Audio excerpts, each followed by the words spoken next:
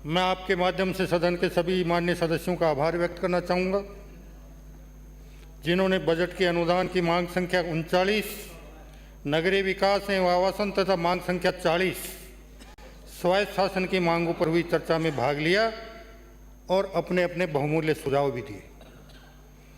सभी माननीय सदस्यों के कटौती प्रस्तावों का जवाब विधानसभा सचिवालय को प्रेषित कर दिए गए हैं, जो शीघ्र ही आप तक प्रेषित कर दिए जाएंगे।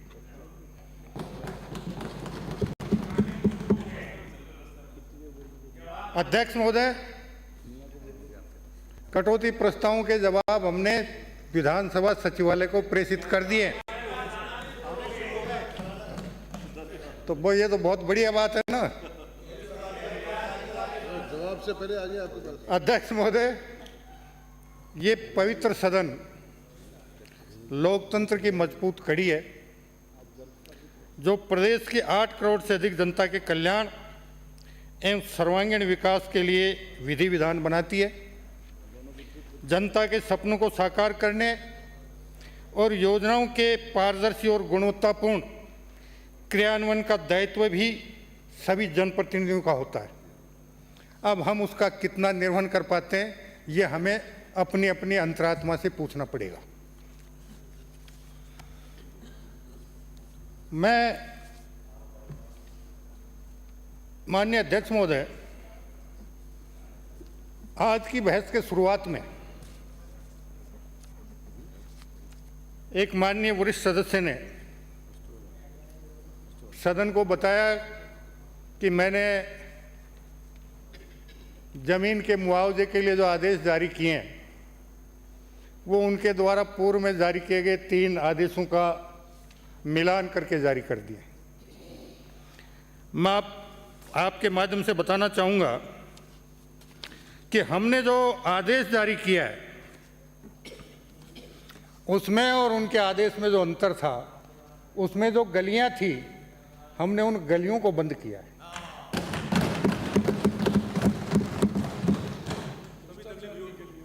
बारह जुलाई 2024 को जो आदेश जारी किया गया, उसमें सबसे मुख्य बात समतुल्यता का आधार है।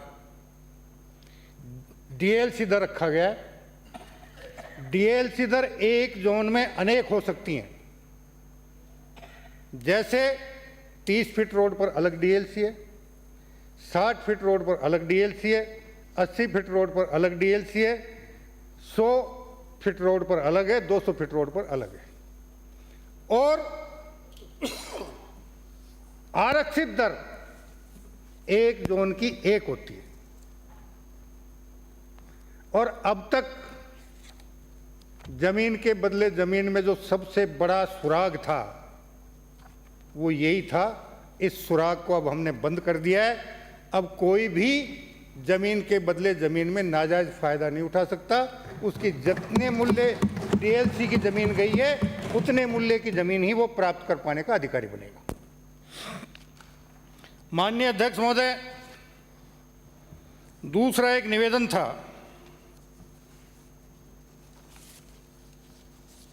कि पट्टों के और दूसरे मामलों में बड़ा असमंजस चल रहा है।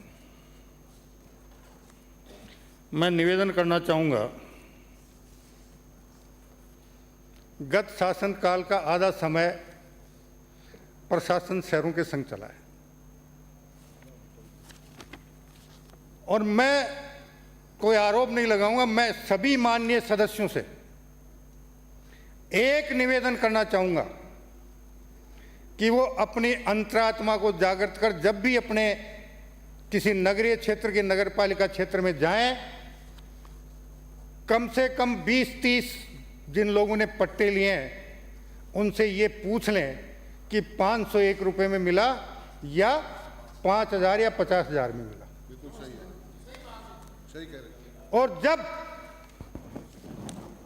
ये जानकारी करके आप मुझे बताएंगे और उसके बाद आप सुझाव देंगे कि किस प्रकार पारदर्शी तरीके से आम व्यक्ति को भी लाभ हो, नगर पालिका नगर परिषद के उसको चक्कर भी नहीं लगाने पड़े, और नगर पालिका नगर परिषदों का नुकसान भी नहीं हो, उसके बारे में मेरे दिमाग में जो योजना है उस योजना में मैं आपके सुझावों को शामिल करते हुए एक ऐसी पारदर्शी योजना जारी करने की पहल करूंगा कि जिसमें ऑनलाइन आवेदन करने के बाद 30 दिन में या तो उसे घर बैठे पट्टा मिलेगा या उसको कोई निरस्त होगा, उसका सह कारण विवरण उसको प्राप्त होगा।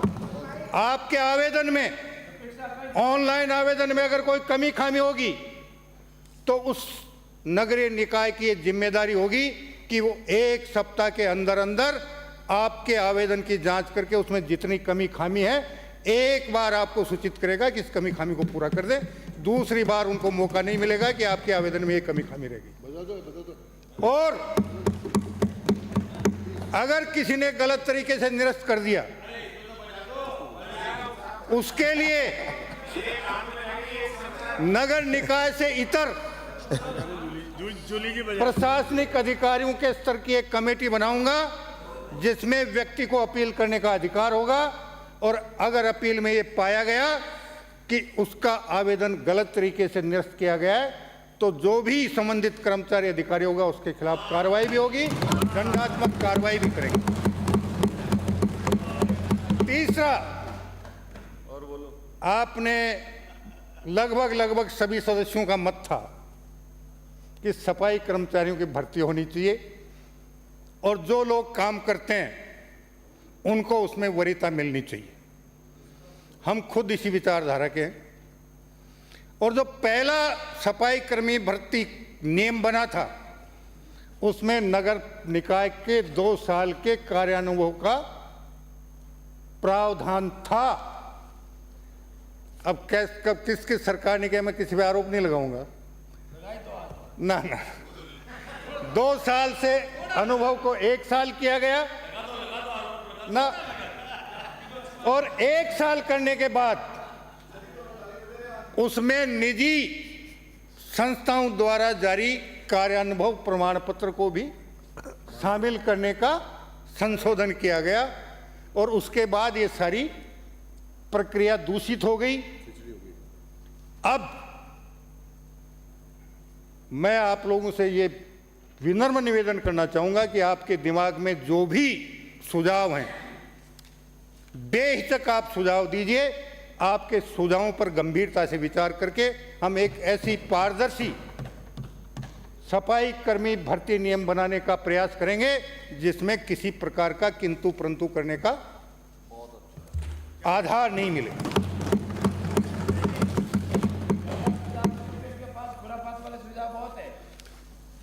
मैं सिर्फ सकारात्मक सुधार स्वीकार करूंगा। ये अगर खुरापाती है तो मैं डबल खुरापाती हूं। मेरा एक वीडियो चल रहा है यूट्यूब पे, देख लेना कभी भी। मैं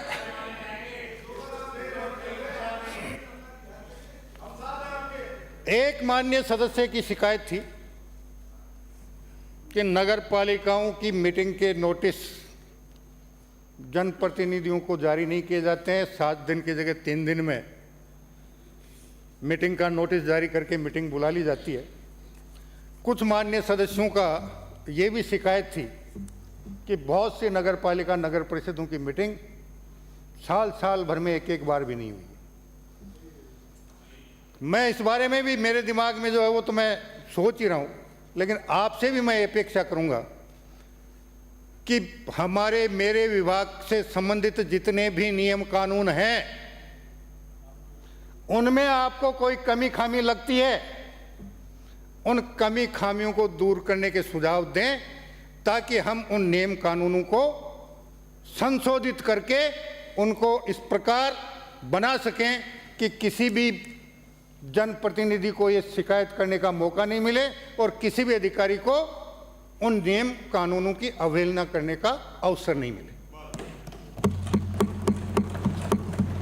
साथ ही कुछ माननीय सदस्यों ने नगरीय विकास विभाग में टाउनशिप पॉलिसी और दूसरे मामलों में बात की है। हम बहुत सी पॉलिसियां बदल रहे हैं, सब बता रहा हूं मालिक, सुनो तो सही तो मेरी बात। तो उसमें भी नगर निकाय की जितनी पॉलिसियां हम बदलने जा रहे हैं, हमने जनता के सुझाव आमंत्रित कर रखे हैं। और आज इस सदन में खड़ा होकर मैं आप सभी से भी ये अपेक्षा करूंगा कि हमारी जितनी भी पॉलिसियां हैं उनमें आपको जो भी कोई कमी खामी लगती है, कोई सुधार की गुंजाइश लगती है, आप अपने सकारात्मक सुझाव दें ताकि उन पॉलिसियों को अंतिम रूप देने से पहले मैं जनप्रतिनिधियों और माननीय सदन के सदस्यों द्वारा प्राप्त सुझावों को शामिल करके और एक ऐसी पॉलिसी निर्माण कर सकें जिसमें किसी को भी आपत्ति करने का अवसर प्राप्त नहीं हो। कार्मिकों की कमी है। एक भर्ती 2023 में हुई थी, पेपर चोरी सामूहिक नकल के मामले में एसीबी में मामला पेंडिंग है। अब हमने तो उनसे अनुरोध किया है कि या तो आप इसको ये कहो कि गड़बड़ हुई है तो इस भर्ती को निरस्त करके हम नए सिरे से भर्ती का प्रयास करें, या इसमें कमी खामी नहीं है तो क्लीन चिट दें ताकि हम उनको नियुक्ति दे सकें। दूसरा, एक माननीय सदस्य का मानना था कि जब जमीन अधिग्रहित होती है और अधिग्रहण के बीच में अगर जमीन की रजिस्ट्री होकर ट्रांसफर हो जाती है तो कई बार मूल खातेदार को मुआवजा मिलता है, रजिस्ट्रीकृत पंजीकृत व्यक्ति को मुआवजा नहीं मिलता। मैं अगर इस प्रकार का कोई प्रकरण है तो नियमों में भी हम इसको देखेंगे कि अंतिम रूप से जमीन जिसके नाम थी उस व्यक्ति को मुआवजा मिले, उसमें किसी प्रकार की कठिनाई नहीं है। बहुत से लोगों ने विकास कार्यों की बात की है, नगर पालिका क्रमोन्नयन की बात की है, नगर पालिका के निर्माण की बात की है। ये सारी ऐसी बातें हैं जिनके लिए कुछ नियम रेगुलेशंस बने हुए हैं। जो भी नियमों में आएगा हम यथोचित रूप से उनका क्रियान्वयन करने का प्रयास करेंगे, आपकी मांग की पूर्ति करेंगे। राजाखेड़ा से आने वाले माननीय सदस्य ने यूडी टैक्स के बारे में एक बात की थी, अभी वो उपस्थित नहीं है। मैं सदन के नेता प्रतिपक्ष से अनुरोध करूंगा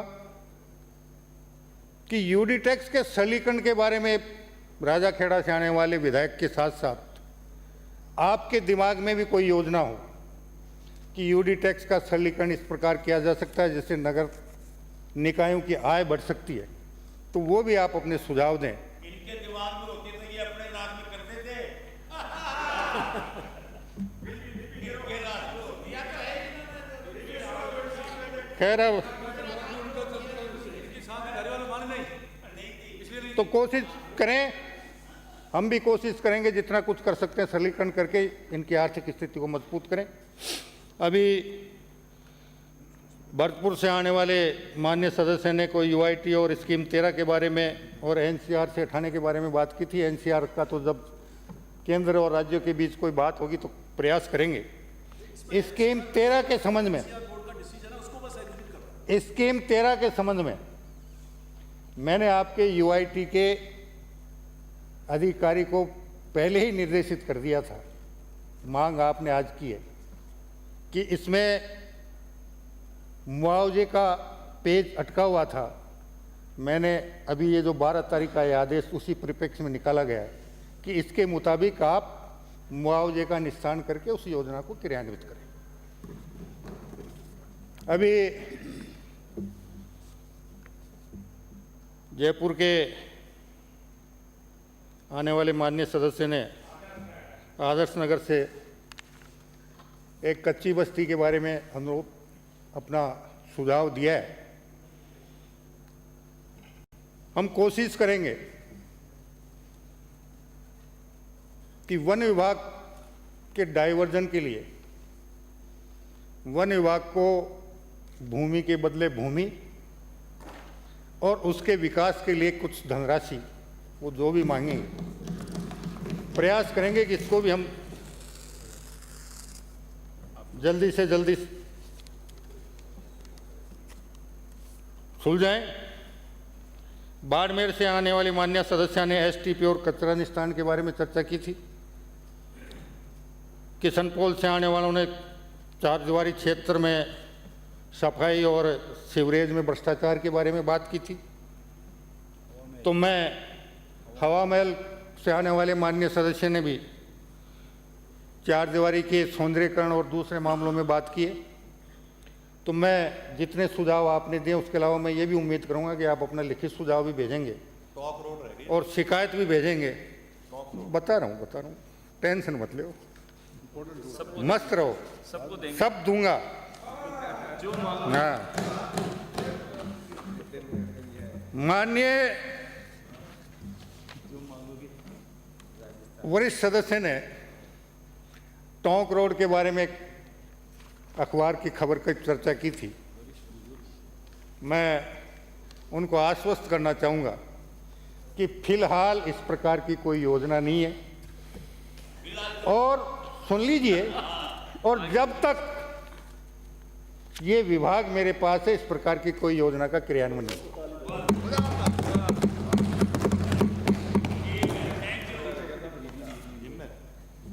अब चूंकि मैंने आपसे निवेदन कर दिया, पट्टों के मामले में अब मैं मेरे हिसाब से अगर कोई आरोप नहीं लगाऊं तो ज़्यादा ठीक है। मैंने आपकी अंतरात्मा पे सारा छोड़ दिया है। और मैं ये उम्मीद ज़रूर करूंगा कि विधानसभा सत्र के बाद जब आप विधानसभा क्षेत्र में जाएंगे, नगरीय निकाय के क्षेत्र में कम से कम 50 पट्टेदारों से मिलकर ये ज़रूर पूछेंगे कि आपको पट्टा 501 रुपये में मिला है या 5,000 या 50,000 में मिला है, और फिर उसके बारे में मेरे से जरूर अवगत कराएंगे। ऐसी मैं आप सबसे उम्मीद करूंगा। रोज चलती हैं यार ये कोई अपन कोई आपस में करने थोड़े आते। मैं देखो, मुझे ये कहने में कहीं कोई संकोच नहीं है। मुझे बहुत तकलीफ होती है जब मैं इस सदन का ये कई बार का दृश्य देखता हूँ। मैं गांव का आदमी हूँ, गांव में पला बड़ा हूँ, खेती बाड़ी और पशुपालन के बीच में बड़ा हुआ हूँ, और पंचायत राज से मैंने राजनीति शुरू की है। लेकिन मुझे ये कहने में कहीं कोई संकोच नहीं है कि सदन से ज़्यादा अनुशासन हमारे पंचायत राज की, जिसका मैं सभापति रहा हूँ, प्रधान रहा हूँ, एक बार नहीं 2-2 बार, उससे ज़्यादा नहीं, आपसे 1000 गुना अनुशासन हमारे पंचायत समिति के साधारण सभा में रहता है। अब मैं आपसे निवेदन कर दूं, अब ज़्यादा नहीं कहूँगा कि जब अंतरात्मा पे मैंने आप पे सारा छोड़ दिया। मैंने अपने वर्जन में ये कहा था, आपसे निवेदन किया था, आंध्रा, कर्नाटक, महाराष्ट्र, गुजरात, वहाँ प्रॉपर्टी टैक्स लगता है। एक बार आप जो है तुलनात्मक अध्ययन करने के लिए अपने अधिकारियों को भेजें, और उसमें यदि आपको ये लगे कि वो टैक्स जो है वो उस तरह से है जैसे मधुमक्खी पुष्प का जो है मकरंद ले सकती है लेकिन उसको पुष्प को नुकसान नहीं पहुँचाती, यदि ऐसी योजना वहाँ है तो अध्ययन करने में कोई एतराज़ नहीं, और उससे निश्चित रूप से अपने नगरीय निकायों की जो आर्थिक हालत है उसमें सुझाव पर आप इस पर थोड़ा। मैं मेरे विभाग के अधिकारियों की एक टीम उन राज्यों के यूडी टैक्स के सिस्टम का अध्ययन करने के लिए उन राज्यों में भेज देंगे, और वो जो भी रिपोर्ट आएगी उस रिपोर्ट के अनुसार हम आगे की कार्रवाई को संपादित करेंगे। अब बातें तो बहुत सी हैं, आरोप प्रत्यारोप लगाने में मुझे कोई सार नहीं लगता है, इसलिए मैं सीधी बात कर रहा हूँ, क्योंकि मुझे संपुट लगाना नहीं आता, और संपुट लगाने नहीं आता इसलिए मैं सीधी सीधी बात करता हूँ। अध्यक्ष महोदय,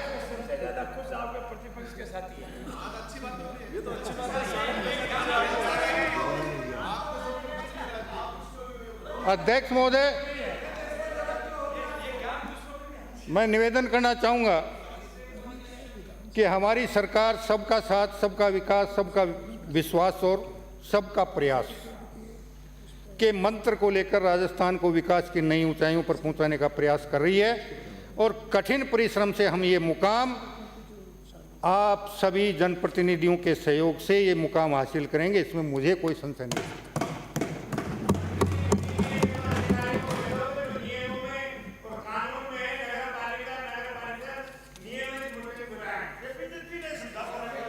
वो मैंने आपसे निवेदन कर दिया ना, आपके सुझाव आएंगे, मैं संशोधन, कानून में भी संशोधन करूंगा, नियमों में भी संशोधन करूंगा, कोटा और जोधपुर में 2 निगम को एक करोगे क्या? और साथ ही आवश्यक हो तो जुबैर खां का भी कंसीडर करना भेजने में। साथ ही मैं एक बात और आप लोगों से निवेदन कर दूं, कर्मचारियों के बारे में बहुत शिकायतें आई हैं। मैं मेरे विभाग के सभी अधिकारियों को यहीं से निर्देशित कर रहा हूं, कोई भी कर्मचारी एक शाखा में 3 साल से ज्यादा समय से जमा हुआ है, उसे दूसरी शाखा में स्थानांतरित किया, और 5 साल से ज्यादा समय से कोई कर्मचारी अधिकारी अगर प्रतिनियुक्ति पर है तो उसके मूल विभाग के लिए रवाना कर दिया जाए और नए व्यक्तियों को प्रतिनियुक्ति पर ले लिया जाए। मान्यवर,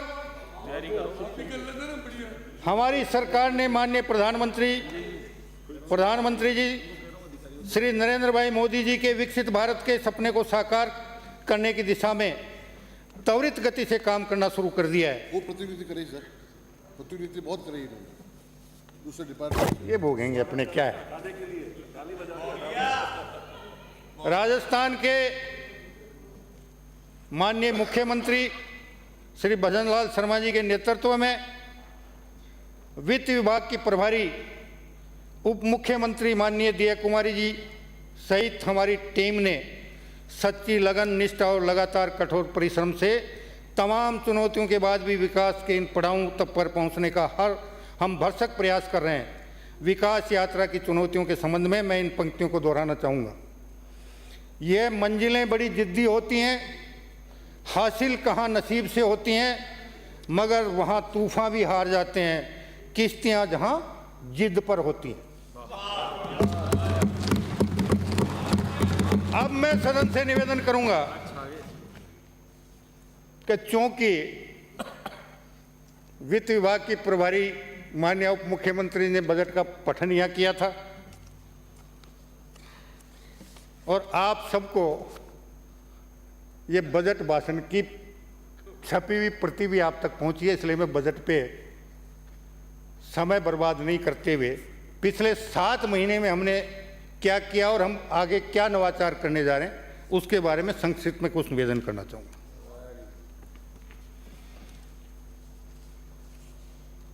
मैं सदन की जानकारी के लिए बताना चाहूँगा, धारीवाल जी नहीं है यहाँ, अब इसी नहीं वो जहाँ भी है वो देख रहे हैं, वो जहाँ भी है वो देख रहे हैं। मैं सदन को जानकारी देना चाहूँगा कि पिछले 7 माह के महत्वपूर्ण कार्यों और निर्णयों के बारे में हमारे कुछ वरिष्ठ सदस्यों ने पूछा था। मैं उनकी जानकारी के लिए बताना चाहूँगा कि 7 माह में हमारी सरकार में निम्नलिखित महत्वपूर्ण निर्णय लिए गए। 30,408 प्रधानमंत्री आवास स्वीकृत किए हैं और पुरानी स्वीकृति के प्रधानमंत्री आवास जिनका निर्माण शुरू नहीं हो पाया था उनको मिलाकर हमने 43,141 आवासों का निर्माण कार्य प्रारंभ करवाया एवं 18,673 आवास पूर्ण कर दिए हैं। साथ ही 434 करोड़ रुपए की केंद्रीय अनुदान राशि भारत सरकार से प्राप्त कर 378 करोड़ रुपए लाभार्थियों को वितरित भी कर दिए। अभी बात चल रही थी राजस्थान के मुख्य शहरों में 500 बसें संचालित किए जाने का जो निर्णय लिया गया है, आपको 2024 में ये बसें आपको जयपुर की सड़कों पर दौड़ती हुई और दूसरे शहरों की सड़कों पर दौड़ती हुई नजर आएंगी।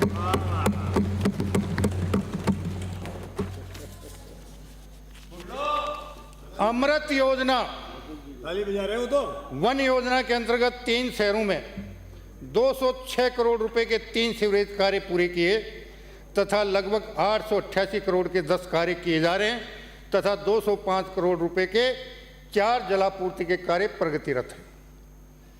अमृत 2 योजना के अंतर्गत 29 शहरों में कुल 715 किलोमीटर सीवर लाइन डाली है, 12,000 सीवर कनेक्शन दिए हैं तथा 31 STP के कार्य किए जा रहे हैं।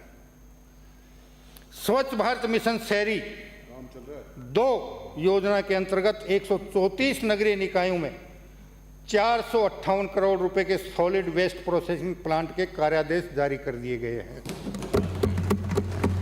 स्वच्छ भारत मिशन शहरी 2 योजना के अंतर्गत 1 लाख से कम आबादी वाले 58 शहरों में एसटीपी के निर्माण की डीपीआर के कार्यादेश जारी कर दिए गए। स्वच्छ भारत मिशन शहरी 2 योजना के अंतर्गत सॉलिड वेस्ट प्रोसेसिंग प्लांट के लिए 23 नगरीय निकायों में भूमि का आवंटन, 15 नगरीय निकायों में भूमि का चिन्हीकरण पूर्ण एवं 14 नगरीय निकायों में भूमि का चिन्हीकरण प्रक्रियाधीन है। 17 शहरी क्षेत्रों में प्रमुख सड़कों की मरम्मत एवं उन्नयन हेतु 500 करोड़ रुपए का प्रावधान किया है।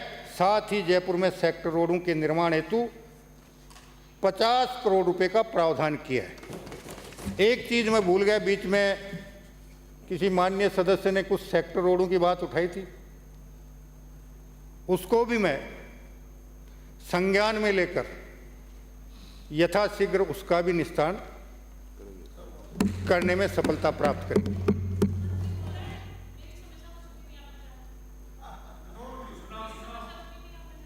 मैंने सब सुनिए, सुनो तो सही तो आप।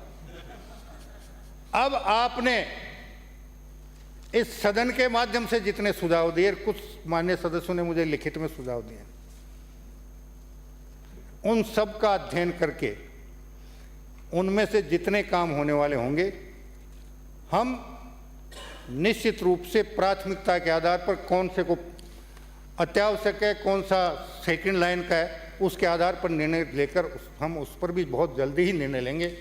अब आप चाहें तो मैं घंटे भर और बोल सकता हूं, और वरना आपकी इजाज़त हो तो अब मेरा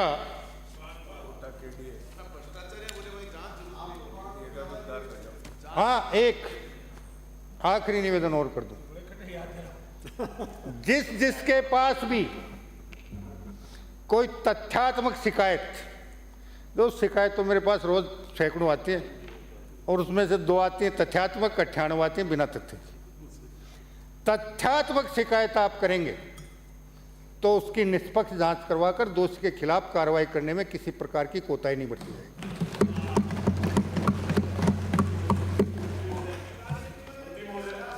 अरे एक बोलो भाई, एक बोल रहे हैं, उसके बाद मंत्री जी, मंत्री महोदय 1 मिनट।